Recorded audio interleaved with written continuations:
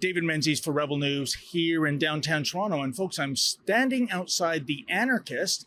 This is a cafe that bills itself as anti-capitalist, anti-colonial cafe, shop, and radical community space on stolen land.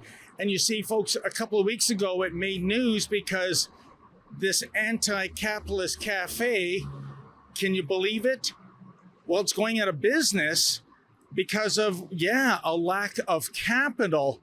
But there's an update. The cafe was to close just a couple of days ago at the end of May.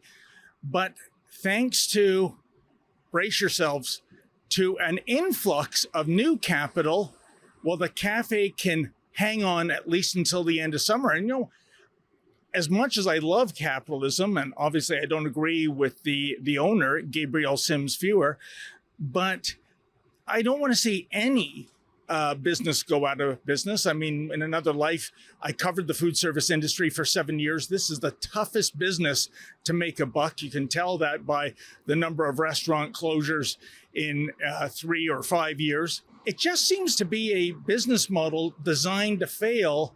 An anti-capitalist cafe trying to make a buck in a capitalist society. Gabriel wanted me to send an email to him, and then he would think it over before consenting to a sit-down interview. That's fine.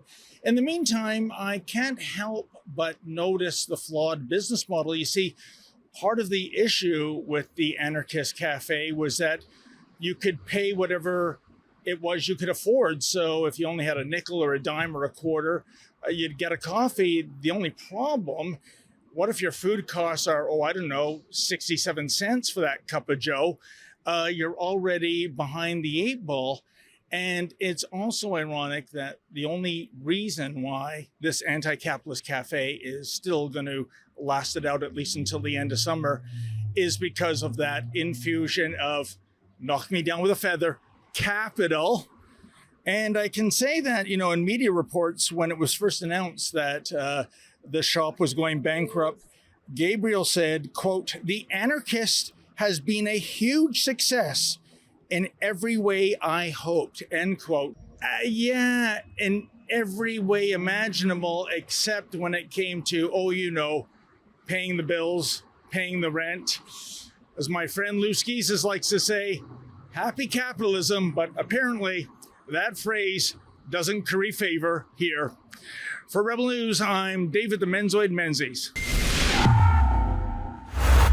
Hey folks, I know you love Rebel News to bring you the other side of the story, but we need your help. If you can go to rebelfieldreports.com, that's rebelfieldreports.com, and if you can make a donation, no matter how small, that would be greatly appreciated.